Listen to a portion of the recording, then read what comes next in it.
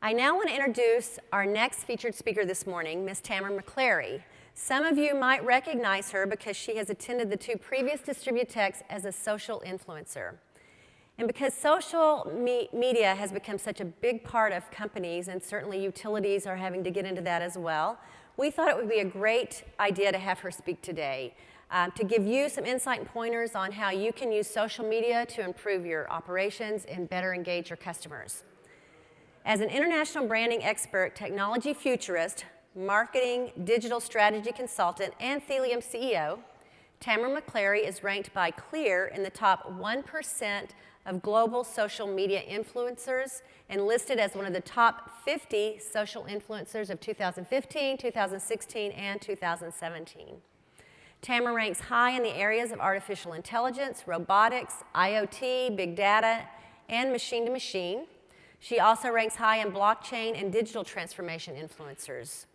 She was named #1 most influential woman in MarTech by B2B Marketing and ranked by LeadTel as the 2nd most mentioned person on Twitter by chief marketing officers. Please join me in welcoming Ms. Tamara McCleary.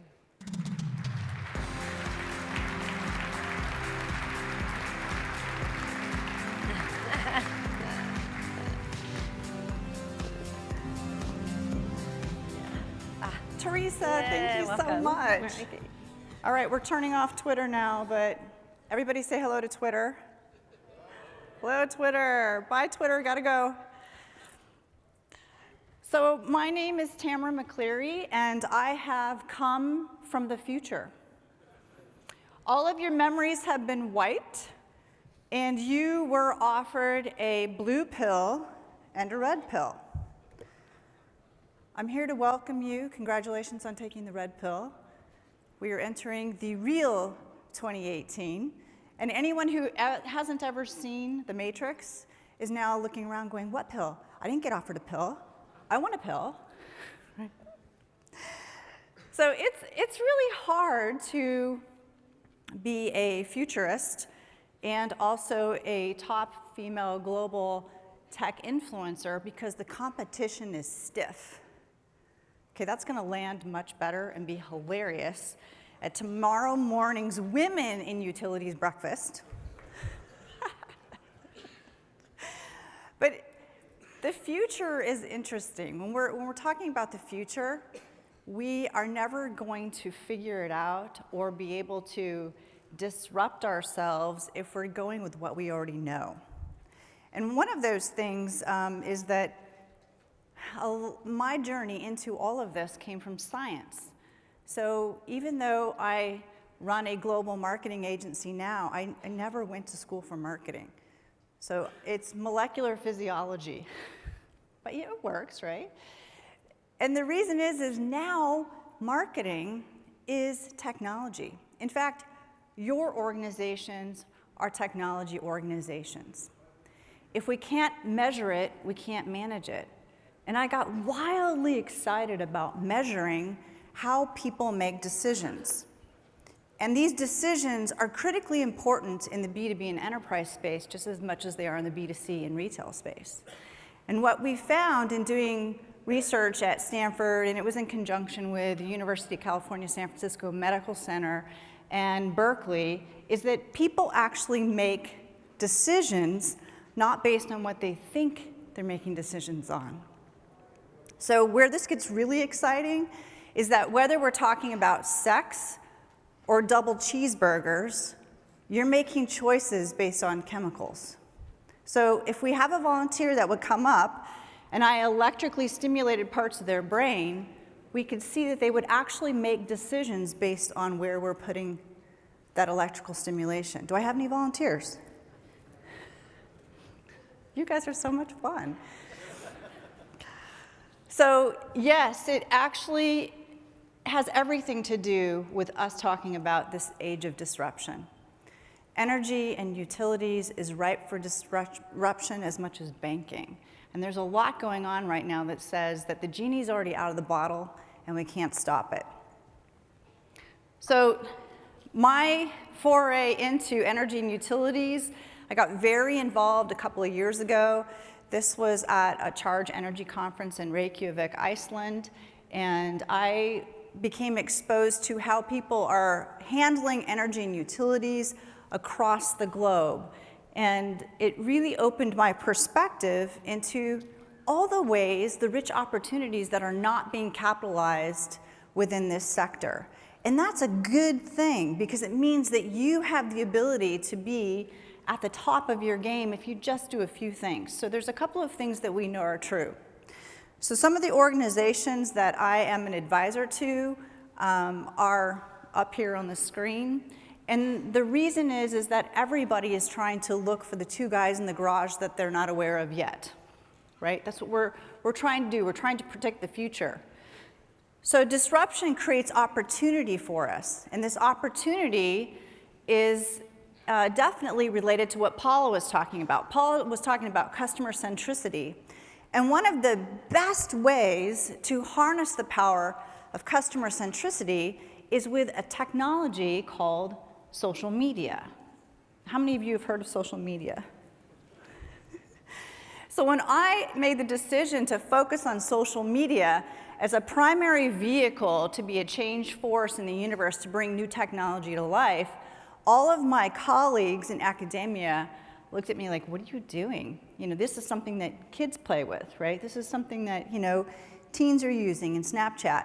They didn't see that there would be the power to actually get your message out there. What have we always been trying to do is to get our message out there in such a profound way that people are moved to take an action. Social media is a very, very powerful tool. Now, if you don't think it's powerful, we can look at the wisdom of very wise people in the past. How many of you remember what Jim Keyes said? That Netflix would never be a competitor with Blockbuster. So where's Blockbuster, right? How about Jim Basile? You remember that he was the co-CEO of RIM. Whoever had a BlackBerry? Anybody willing to admit it? Wait, who still has a BlackBerry? There's always one person in 1,000, right? So yeah. These are brilliant people. So what I want to say is you can be wickedly intelligent and miss the mark. So what I would love to caution you to do today is to watch where you think you already know. Where we already know is what trips us up. How about Oliver Bloom, the CEO of Porsche, saying that an iPhone belongs in your pocket, not on the road? Tesla is almost in the luxury car space, Tesla almost 5 times more than Porsche. So these are wise people out there who are failing to see the future. So what I want to caution you today is, where are you failing to see the future with your organizations? How about Steve Ballmer, the CEO of Microsoft back in 2005? Google's not a real company. Well, where's Google today? Who are you saying today isn't really a threat? Because this really could be for you then. How about Thomas Watson, CEO of IBM back in 1943? There's a market for maybe 5 computers. We have to learn from our past to be able to get to the future. Steve Jobs didn't feel that anyone was going to buy a Kindle because no one really reads anymore. Well, you know what? The problem is, a lot of times we try to view the world from our own perspective. And coming from neurology and the science that I come from, that's not true. You see, that's egocentricity. Whenever we try to make a wise decision based on our own perceptions, we've already failed. We have to try to see things from other perspectives, and even those points of view that we may not enjoy right now, because it may be painful to think about how we might be disrupted. I like to try to think of it, I talk a lot about artificial intelligence, machine learning, the Internet of Things, and I like to think of all of these things as going to create opportunity. Do we have to go in eyes wide open? Yes, please. Conscious with our creations? Yes, we better. But I do believe that it's going to create opportunities for us. 45% of the jobs in 2030 have not even been invented yet. And how many of you have children? So to even ask a child these days, what do you want to be when you grow up, is absolutely ridiculous, because we don't know yet. We have to harness the powers that we have now to be able to get our messages out there. You know, energy and utilities is no longer a commodity, it's a retail business. If you don't know how to operate in this manner, look at your retail counterparts, because it is retail now. Customers are empowered. They have choice. They don't have to get stuck with whatever the public utility has to be anymore. So it's a new world and a new era, and these people are talking. So where are they talking? Well, we actually have tools now that can listen. So how do we in marketing harness the power of social media? We use artificial intelligence and machine learning to figure out who's talking, what they're talking about, where they're talking, and use that information to be able to do social media account-based marketing.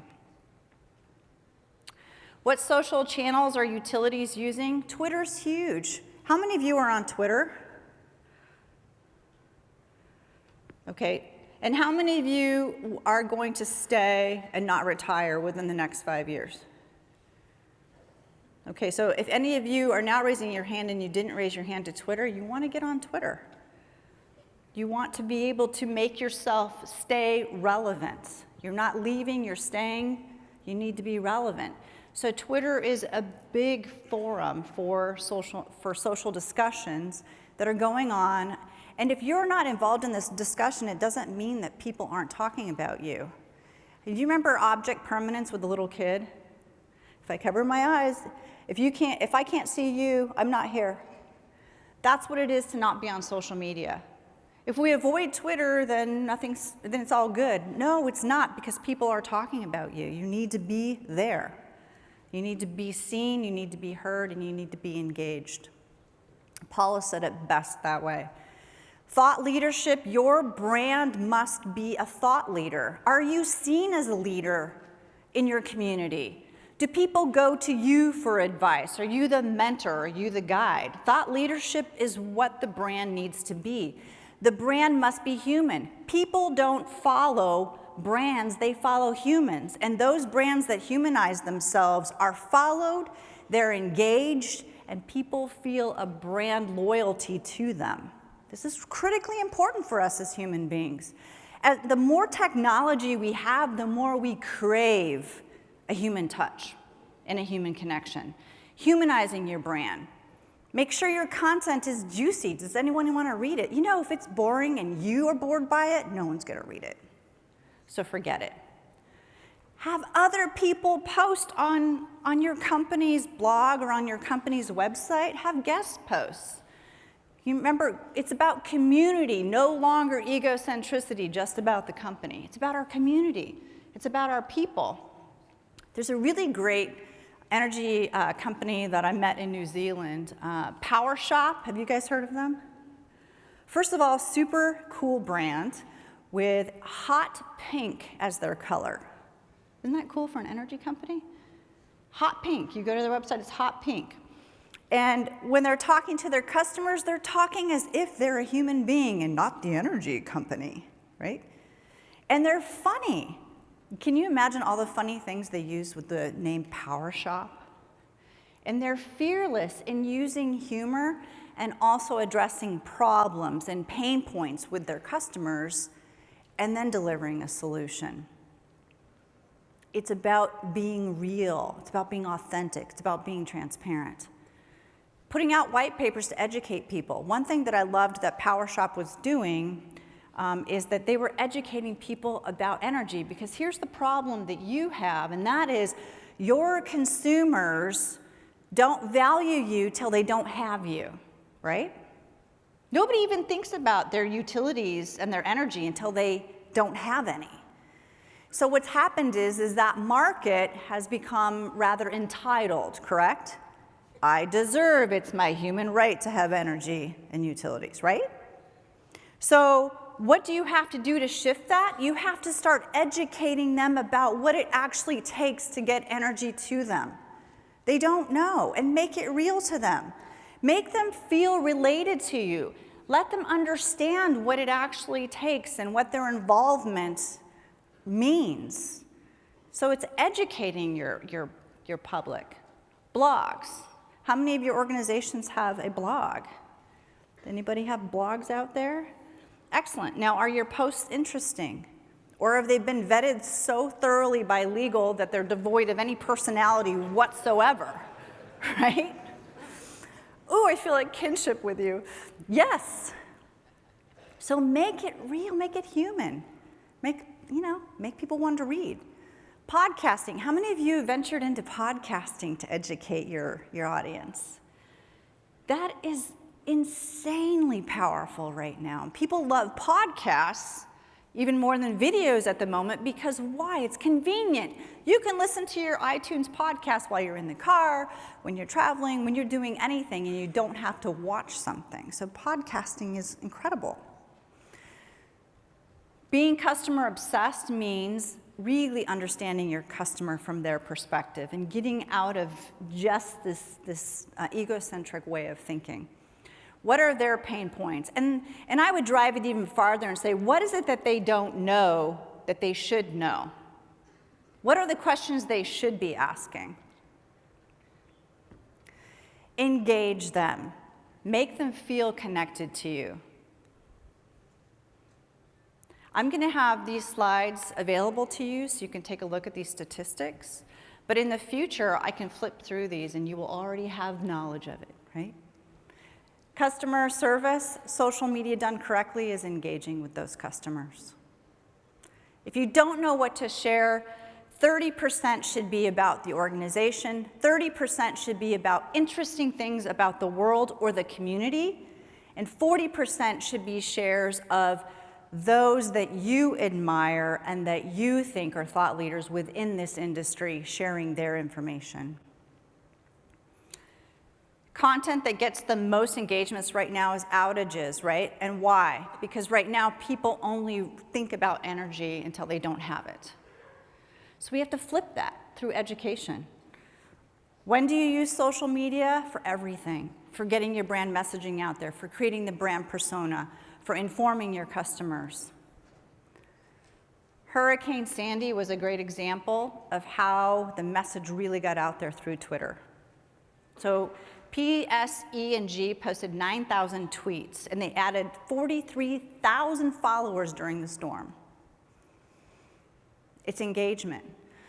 So engage your customers, take a holistic view at them, and create this persona for your organization that is a thought leader, that's there as a helper and a guide, so they want to engage with you. Harness the power of the event hashtag here, and you want to use the DTech 2018 tag primarily. You can use the DistribuTECH, but if you use the DistribuTECH, use it, pair it with the DistribuTECH 2018 hashtag. Hashtags are how we all see that what you're saying. So unless you're just tweeting for the heck of it and you'd rather people see it, make sure it has the hashtag DTech 2018, because that's how people see you. That's how we find you. And then if you're interested in the people who are interested in what you're interested in, follow everyone who's tweeting using this hashtag, because this is your community. These are the people that care about what you care about. And I'll be going around with live videos for the next few days, so don't be scared away. Last year we just did a couple of videos, and we had over 2,000 views within that first day. So that's huge. This is social media, live stream video.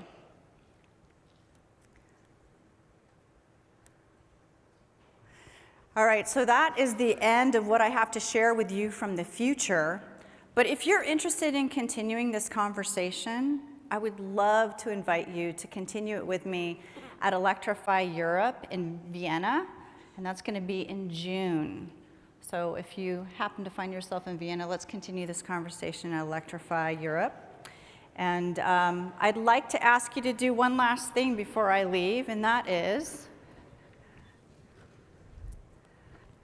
if you take out your phones, because you didn't have them out already, right? And go to Twitter I had a slide with the tweet up here, but let's tweet something with DistribuTECH 2018. So if you put out a tweet in the hashtag DistribuTECH 2018, what we'll be able to do is see the power of social media just from you here in this room. Okay, you guys ready?